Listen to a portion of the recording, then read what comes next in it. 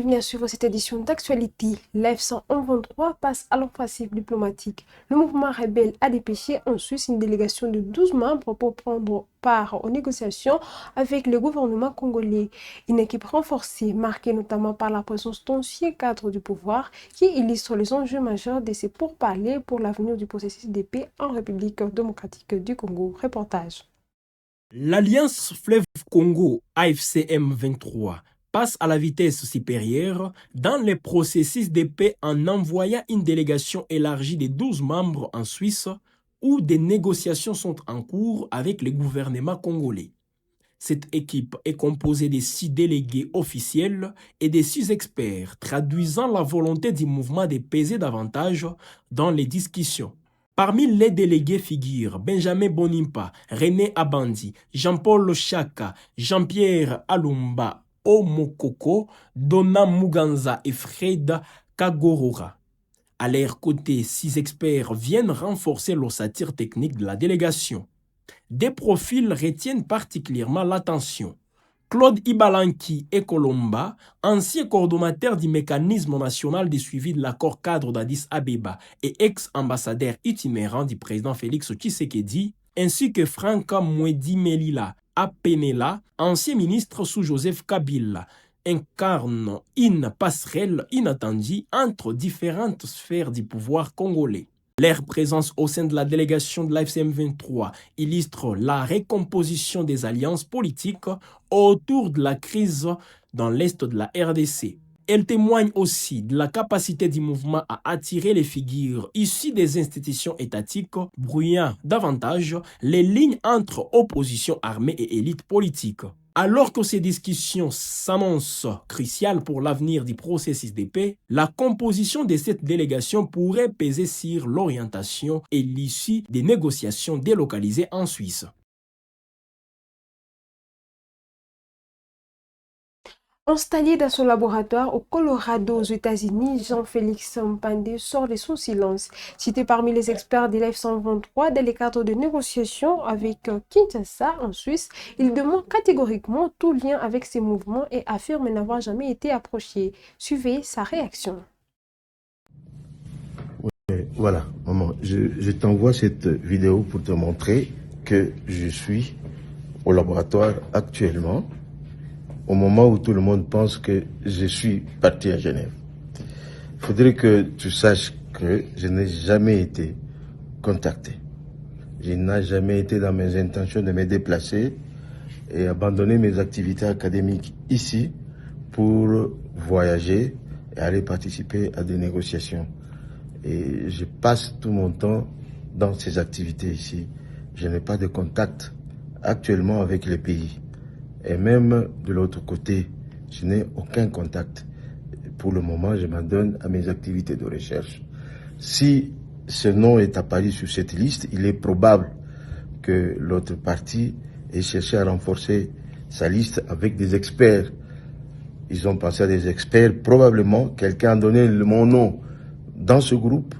Il est possible, mais personnellement, je n'ai jamais eu à être contacté pour que je fasse ces déplacements. Si je le fais, si je l'avais fait, vous auriez tous su. Vous êtes tous mes proches. Pourquoi est-ce que je vous cacherai de vous dire ce que je fais? Voilà. En fait, en gros, c'est ça. Je suis pour le moment au labo de pétrologie où nous sommes en train d'étudier les roches et les roches provenant de certains nombres de pays, Pérou, Indonésie et autres. Et cette pétrologie-là, ces roches, n'ont rien à voir avec la politique. Tout à fait. Je suis bien casé je suis bien casé dans ma place de chercheur. Je suis en train de travailler sur un certain nombre de sujets ici. Et si on pouvait me laisser en paix et laisser continuer à faire ce que je fais. Non, je t'en prie, maman. Ça, c'est la preuve qui est là. Que je ne suis pas à Paris. Je ne suis pas à Genève. Je ne suis nulle part. Je suis à Colorado. Et je suis pour le moment dans les labos de pétrologie de Colorado School of Mines. En République démocratique du Congo, une motion de défiance vise le vice-premier ministre, ministre en charge de l'Intérieur, Jacques Sabani Luko, déposée à l'Assemblée nationale par les députés Ladi Yangotikala, élu de Kisangani.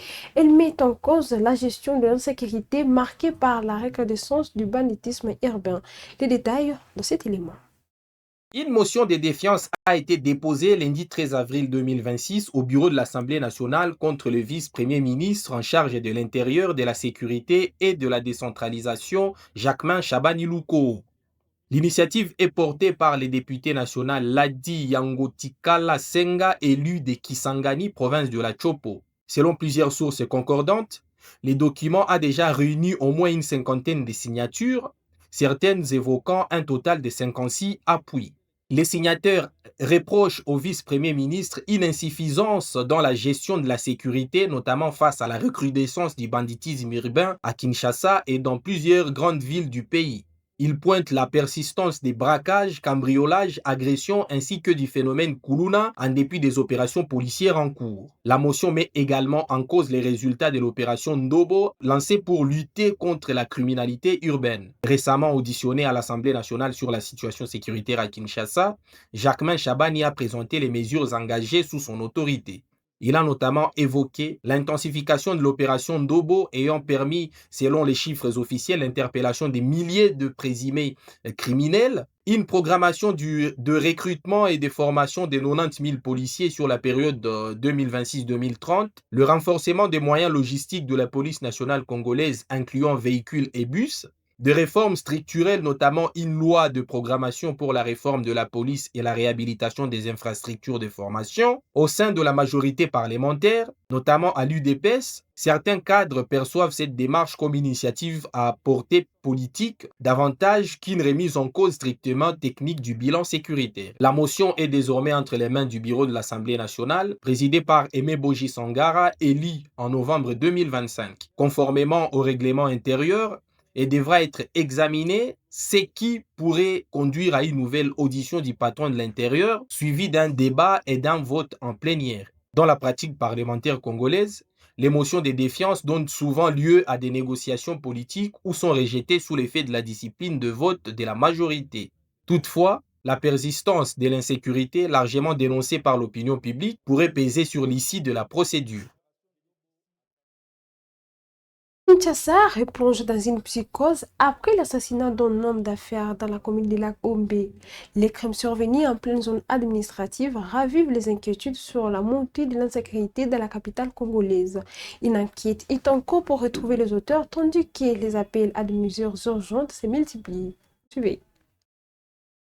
La capitale congolaise est une nouvelle fois plongée dans les mois après l'assassinat de l'homme d'affaires Amissi Issa Vali, survenu dans la nuit du 9 au 10 avril 2026 dans la commune UP de la Gombe. Ce nouveau drame, perpétré en plein cœur du quartier administratif et diplomatique, ravive les inquiétudes sur la montée de l'insécurité à Kinshasa. Selon un communiqué officiel du ministère de la Justice publié le 13 avril 2026, la victime qui résidait habituellement à Pretoria séjournait temporairement à Kinshasa pour des raisons encore non élucidées. Le crime a été commis dans son appartement situé au 6e étage de l'immeuble La Renaissance. Alerté, le parquet s'est rapidement saisi du dossier et a ouvert une enquête afin de faire toute la lumière sur les circonstances de cet assassinat. Les autorités judiciaires indiquent que plusieurs personnes ayant été en contact avec le principal suspect ont déjà été interpellées. Par ailleurs, l'individu présenté comme l'auteur principal est actuellement en fuite et activement recherché par les services de sécurité.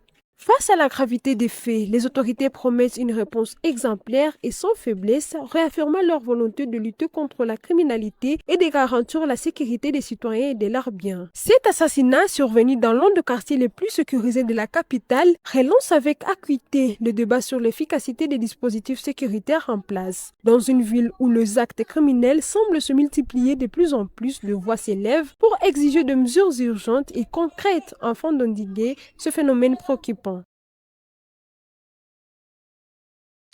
Coopération migratoire entre Kinshasa et Bruxelles. Le vice-premier ministre, ministre de l'Intérieur, Jacques Chabani, a reçu ce lundi 13 avril la ministre belge de l'Asile et de la Migration, Hélène Van Bosset, en mission officielle en République démocratique du Congo. Au cœur des échanges, la gestion de flux migratoires et la hausse des demandes d'asile congolaises en Belgique ces dernières années. À l'issue de cette rencontre, la ministre belge s'est exprimée devant la presse. Suivez.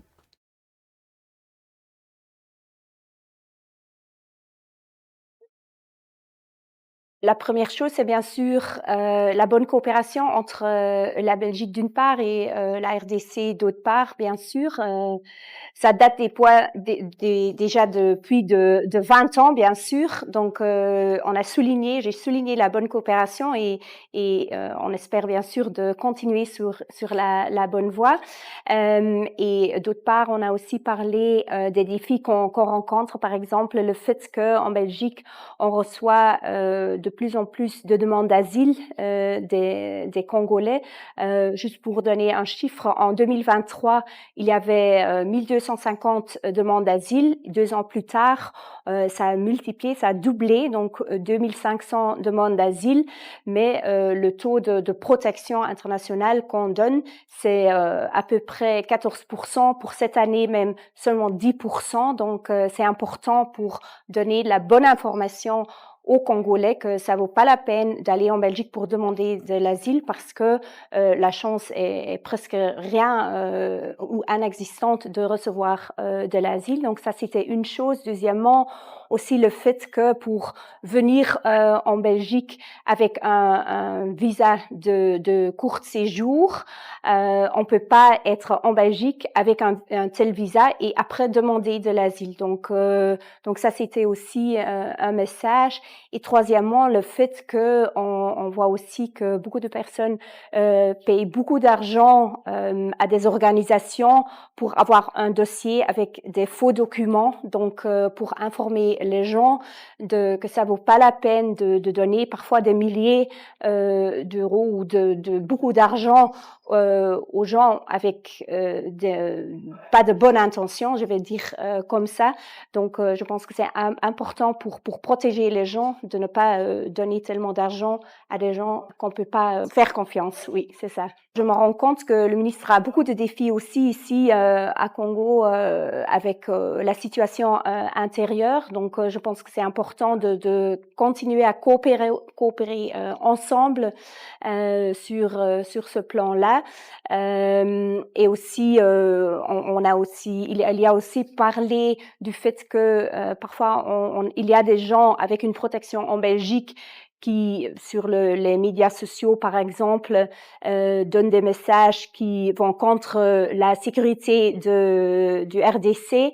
Donc, on a parlé des possibilités qu'il existe. Donc, on était sur la même voie de continuer la bonne coopération entre nos deux pays et rester en étroit contact. Le sénateur Jean-Baptiste Saïdi hausse le ton et interpelle le gouvernement sur l'urgence d'une politique claire en matière de recensement et d'identification de la population. À l'issue de la plénière du 13 avril 2026 consacrée à une séance d'information avec l'UNFPA, le LI a plaidé pour une mutualisation des services dans ces opérations. Suivez ses propos. La plénière ici avait émis des recommandations au gouvernement. Et la question de l'identification des citoyens, c'est une procédure qui doit aboutir à créer un registre de citoyens et à leur délivrer leur titre légal. Tandis que le recensement, c'est une opération qui permet de faire un recensement de cette population, mais à des fins peut-être de planification, d'études, etc. Mais les deux peuvent être combinés, parce que nous avons remarqué que nous avons un retard sur la dotation aux citoyens congolais de la carte d'identité.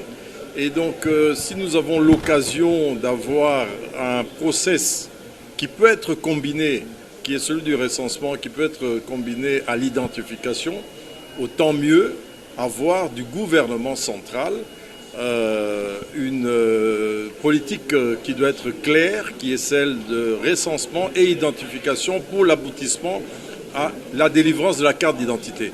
Aujourd'hui, c'est un fait particulier. Nous avons été informés, c'est une séance d'information de l'Agence des Nations Unies, mais ils ne sont pas responsables. Voilà pourquoi nous avons reporté cette question au gouvernement qui doit revenir avec une politique claire et nette de la façon dont il va travailler. Là, vous allez des recommandations par rapport à ce qui a été dit ici, la mutualisation des opérations. Et c'est une question souveraine, n'est-ce pas? L'identification, tout comme le recensement. Mais nous saluons cet exercice parce que nous avons des grands programmes qui sont en train de se mettre en route. Et donc le chef de l'État, le gouvernement ont opté d'approcher le système des Nations Unies et la Banque mondiale et ont obtenu déjà un engagement de 192 millions de dollars pour le recensement qui doit permettre au PNSD, qui est le plan national de développement du ministère du Plan, de pouvoir bien stratifier ces approches de développement sur Là-bas, une nouvelle étape est franchie dans la modernisation des infrastructures aéroportuaires. La gouverneure Fifi Masuka a assisté lundi 13 avril à Kolwezi à la mise en service de la passerelle d'embarquement du nouvel aéroport. Le premier essai, réalisé avec 2 envieux, marque une avancée majeure vers la certification internationale de cette plateforme stratégique. Reportage. Nous ne sommes pas dans un pays européen ni aux Émirats arabes unis, mais dans la province du Lualaba. Le nouvel aéroport de Kolwezi vient de franchir un nouveau cap de son opérationnalisation lundi 13 avril 2026 avec en toile de fond sa passerelle d'embarquement, autrement appelée bras satellitaire. L'un des équipements majeurs de la nouvelle aérogare de la capitale provinciale, inaugurée en juin dernier par le chef de l'État. Une première en République démocratique du Congo. Le premier essai a été effectué avec 2 avions gros porteurs de la compagnie africaine d'aviation. La gouverneure Fifi Masuka Saini, accompagnée de Jeffrey Masuka, son ministre des Transports, de quelques membres de son gouvernement et de ceux du comité provincial de sécurité, a fait le déplacement. Ce qui marque un pas important vers la certification de cette infrastructure par l'Organisation de l'aviation civile internationale dans un avenir proche. Le statut d'aéroport international, Fifi Masuka Saini a encore fait parler son sens du détail, de la rigueur, de l'ordre et de la discipline qu'elle réussit progressivement à inculquer aux équipes sur place. La vision du président est en train de prendre forme chaque jour depuis l'année passée lors de plusieurs inaugurations. Aujourd'hui, nous sommes en train de suivre ce qui se passe au niveau de l'aéroport. J'interpelle toute la population qui va passer par l'aéroport de Kolwezi de pouvoir suivre les indications. Notre aéroport parle. Regardez seulement comme si vous étiez dans d'autres aéroports dans le monde. Faites la même chose au niveau de la République démocratique du Congo, dans la ville de Kolwezi. Clôturons cette édition d'actualité à Kananga. La première phase de la mission gouvernementale d'inspection et de contrôle des frontières s'est poursuivie au centre de la République démocratique du Congo. La vice-ministre de l'Intérieur, Eugénie Lakamba, a mobilisé lundi 13 avril 2026 la population autour des levées patriotiques et du soutien aux institutions, en particulier au président Félix-Antoine Tshisekedi, dans un contexte de crise sécuritaire. Reportage.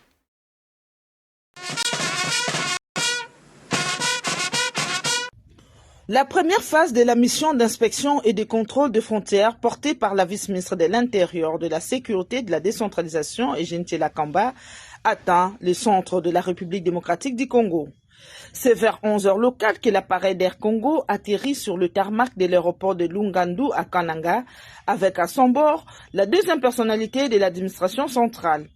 Accueilli au pied de l'avion par le vice-gouverneur Job Kouindama, Eugénie Lakamba prend possession du chef-lieu du Kasaï central pour la mobilisation générale de la population à l'éveil patriotique derrière le chef de l'État, Félix-Antoine Tshisekedi Tshilombo, pendant cette période de guerre d'agression. Tous les coins stratégiques frontaliers sont dans l'agenda de son séjour.